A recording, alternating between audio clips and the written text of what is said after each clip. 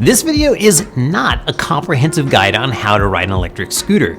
These are the 7 tips that will make you a better rider in the least amount of time, no matter what your current skill level. You can try them all in less than an hour and will make your riding safer, faster, and way more fun. Each one is based on what I've learned riding over 100 scooters at ESG, plus my background as a mechanic, racer, and physicist.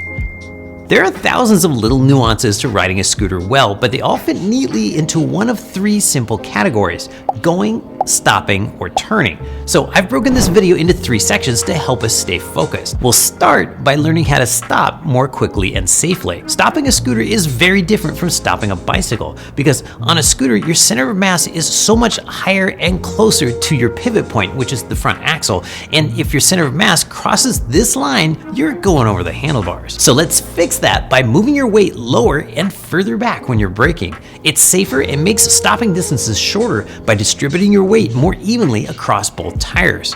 But in order to assume the position, you have to start with the right stance, and that's tip number 2. Whenever you're riding, keep your feet spread out as far as you can towards the front and rear of the deck. Having a wide, stable stance makes it easier to shift your weight forward and back to keep your balance no matter what's going on. You can put whichever foot forward feels best, either like this or like this, but your rear foot should stay sideways most of the time, and you'll see why when we get to this section on cornering. If you have a rear footrest, you can use that to shift your weight back even more. The further back and further down you get, the harder you can grab the brakes without skidding or going over the bars. Now you're ready for tip number 3. If your scooter has 2 brakes, use both brakes. Rear brakes are less intimidating to use, but most of your braking power comes from the front wheel because that's where all the weight and all the traction ends up when you're slowing down. I'm going to use an Apollo Phantom V2 for this next demonstration because it has identical brakes front and rear. Here is how long it takes to stop from 15 miles per hour with just the rear brake. And here's how fast I can stop using both brakes. If we paste a car right here, you can see what a difference a few feet can make. So find an empty parking lot or dead-end street and start practicing using only the rear brake to stop, and find out how much brake you can apply before it starts to skid. Once you're comfortable with that, start adding front brake and keep adding more and more until it feels like the rear tire is just starting to lift.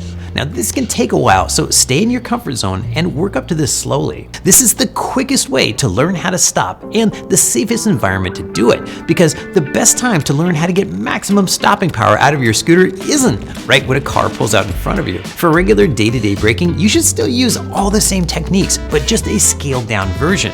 That way, when an emergency happens, you're not suddenly changing your braking technique, you're just scaling it up. Before we move on, here are a few more helpful braking tips. Go ahead and pause and read these. They're important. Cornering on scooters can be intimidating too, but it gets way easier and way more fun if you learn to steer with your feet like a skateboard. I know that sounds weird, but stay with me here. This one trick has completely changed the way I ride in the last 6 months, and is the whole reason I wanted to make this video. If you learn this one, you'll feel more confident, have better balance, and more traction in corners. Here's what it looks like with and without steering with your feet.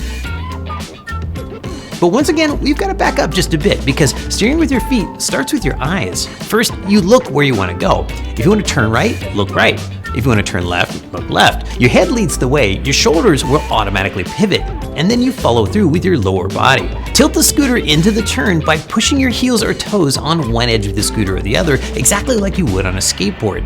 Here's an exercise to help you get the feel. Start by weaving back and forth just a little using your feet, and then add more and more lean. I call this getting your feet underneath you. Physics-wise, you're lining up the sum of your normal force and centripetal force vectors with your center of gravity, but never mind all that. It just feels really good, and in no time, you'll see what I mean. Each scooter takes a different amount of effort to turn, so if I'm approaching a corner on an unfamiliar scooter, sometimes I do a quick little weave just ahead of the corner to get a feel before diving in. You can see me doing that on the Dualtron X Limited here. Once I figured out how to do it consistently, corners that used to feel sketchy at 15 miles per hour suddenly felt totally comfortable at 20. In fact, on smaller scooters, I stopped letting go of throttles at all for regular city corners. It works best if you keep a light grip on the handlebars. Keep both hands around the grips, but treat the bars more like hand rests than something to grip onto for dear life. The whole steering with your feet technique mainly applies to speeds above 10 miles per hour. You'll notice that when I'm steering back and forth here, the bars don't really need to turn at all. Below about 10 miles per hour, you're still gonna use the bars to turn, and because someone for sure is gonna bring this up in the comments, yes, you can even counter steer. It goes like this: push left to initiate a left turn and push right to initiate a right turn.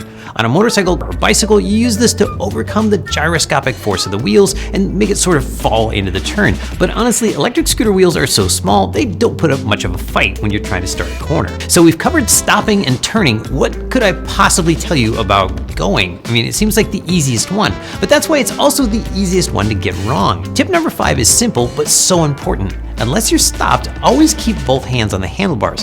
Unlike bicycles, the smaller wheels on scooters mean things can get wiggly in a hurry. This especially applies to scooters with trigger throttles. Pulling a trigger throttle one-handed makes the scooter surge forward, which will cause you to pull the trigger even harder, and you can see where this ends up. And that's how I broke my wrist. It may feel silly, but even if you just need to scratch your nose, it's best to come to a complete stop first. When you've got small wheels, it's really important not to run over big things. In the last section, we covered leading with your eyes, but there's more to it. You need to look really far ahead. Scan the road 3 seconds ahead of you at all times, so you have time to react to potholes, pine cones, or whatever comes your way.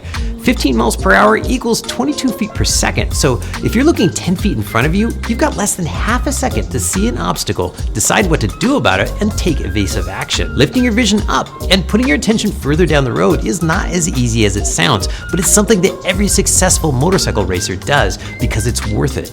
If you do it, suddenly everything feels like it's coming at you more slowly, so your steering, braking, and throttle inputs go from jerky and reactive to smooth and relaxed. But what about when it's just too late and hitting a pothole or log is imminent? What's your best move to keep from getting thrown over the bars? Take advantage of your wide stance, shift your weight back and bend your knees, then at the last minute, spring upward a little and pull the scooter up with you if you can.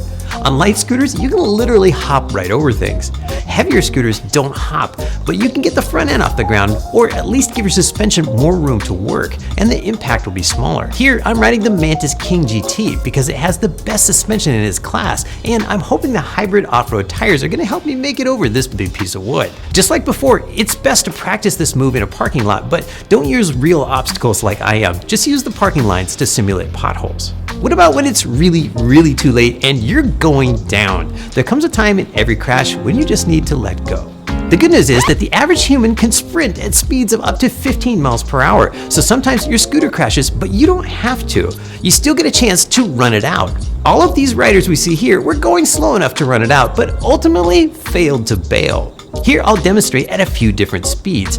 This one I absolutely do not recommend practicing for obvious reasons. When the time comes, you're just gonna have to wing it. Finally, here's a few extra bits of riding wisdom I picked up from racing. First, try not to think about falling. Literally nothing productive comes out of telling yourself not to crash. Instead, focus on good riding technique, but wear good riding gear just in case. It'll keep you warm, keep you safe, and give you confidence. Second, while it's important to maintain your whole scooter, by far the #1 thing you need to do is check your tire pressure at least once a week. You'll get fewer flat tires, more range from your battery, longer tire life, and your scooter will perform better too. Just look ahead, plan ahead, and you'll be smooth and safe. By just putting a little bit of work into your riding technique, riding scooters can be just as safe as bicycles, but to me, way more fun. I really hope you try some or all of the tips in this video, and let me know in the comments how it worked out, or share some tips of your own. If it works for you, forward this to your friends and subscribe so you won't miss any of our future content. Check this video's description for links to all of the scooters shown in this video, plus exclusive ESG coupon codes.